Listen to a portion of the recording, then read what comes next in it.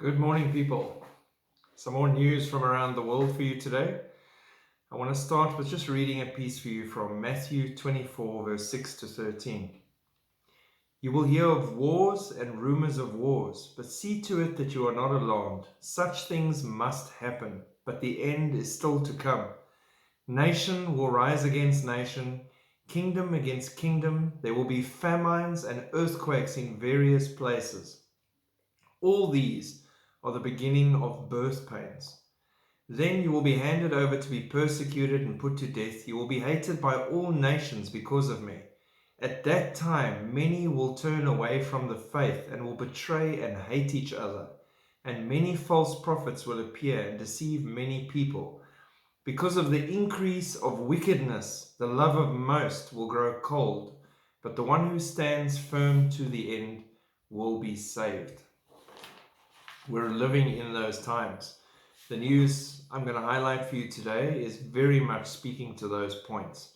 So we're seeing wars, we're seeing nations rising against nations, we're seeing rumors of wars, we're seeing the deck being set for big conflict coming within the next few weeks to months to years, just ready to go off. It's a powder keg at the moment, the planet, for anyone that's looking outside of your local restrictions and local issues that they're pushing down our throats. If you look a little bit further globally, you'll see there's bigger issues pending and boiling in the pot right now that they don't want you to focus on.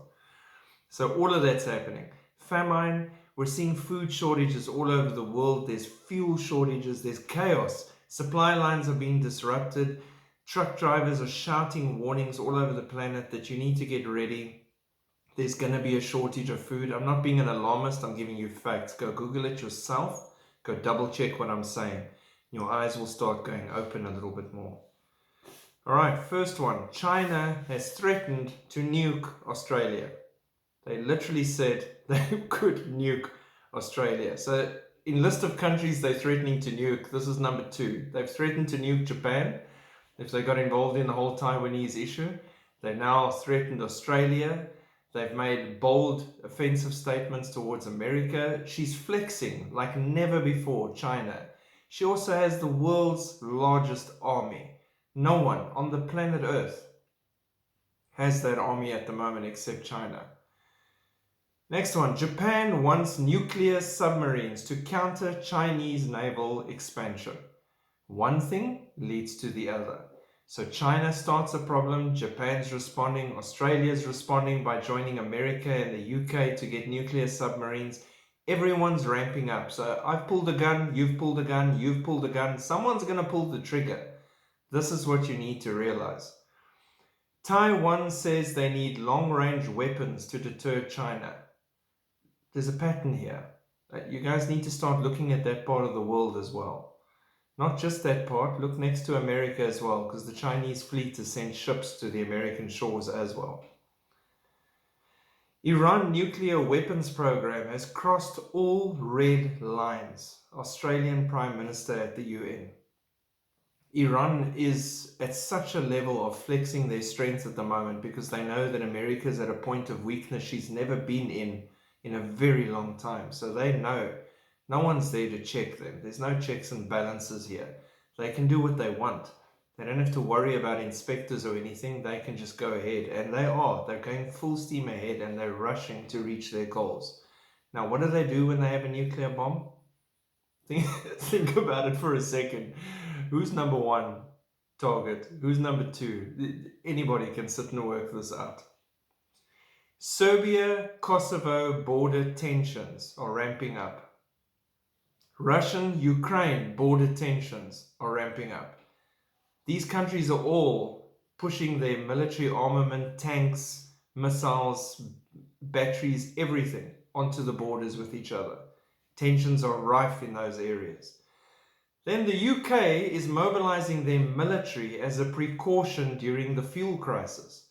They're actually bringing in soldiers to drive the fuel trucks to control the citizens. It sounds like bordering of anarchy to me.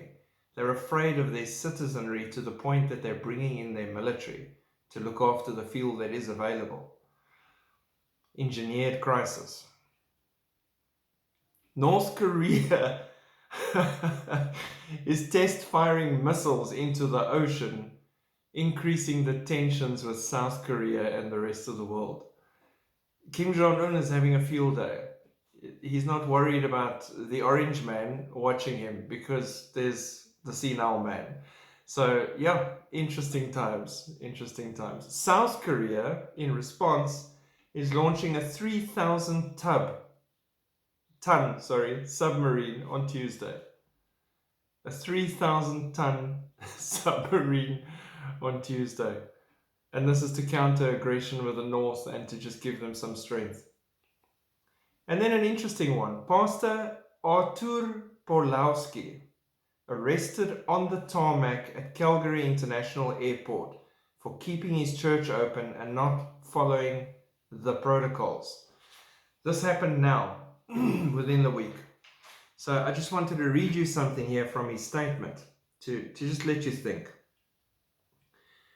I grew up behind the Iron Curtain, under the boots of the Soviets. What they're doing today is identical to what I remember growing up. He went on to describe his arrest in Calgary. You see, when I landed after 4 months of not being in my own house, I wanted to hug my wife and kiss my children that were waiting for me. This was denied to me. I was handcuffed like a common criminal, like a terrorist, Al-Qaeda's most wanted, taken by police and thrown into solitary confinement like a criminal. He was released later after much issues. But my point is this. Regardless of where you think you're sitting on these issues, your rights and your freedoms are being eroded in front of your face. There are people like this that are standing up and saying, you know what, God's called me to preach the gospel. I'm preaching the gospel. You're not going to tell me to close my church. And then he gets arrested. You're not going to tell me that I have to wear a full face mask in church. Jesus touched and healed lepers. So you go and examine yourself and ask yourself the question, when does the church wake up, rise up and say, no, we're standing for souls? Because more than ever right now, we need to be reaching souls. We need to be speaking out. We need to be saying we listen to God with regards to the things of God. Where does the government get to tell you when you can and can't have a church service? In communist countries, in places in the East where it's forbidden. You don't get to say when you can and can't worship your God, because then there's a very real issue there. And if your fear of anything, sickness or anything else related, is putting you in a place where you're saying that God can't supersede that, or he's not bigger than that, that's also another problem. So I know I'm stepping on a lot of your toes right now, but I'm sorry, the church needs to wake up. Things are becoming apocalyptic. Things are becoming end time in your face. God is on the verge of returning, and most of us are sleeping, following orders, being good little people, just doing as we're told. Enough. Enough. Spread the gospel. Speak to people. Smile. Let people see your face again. Have a great day. Be blessed. And keep looking up. More news from the world very soon.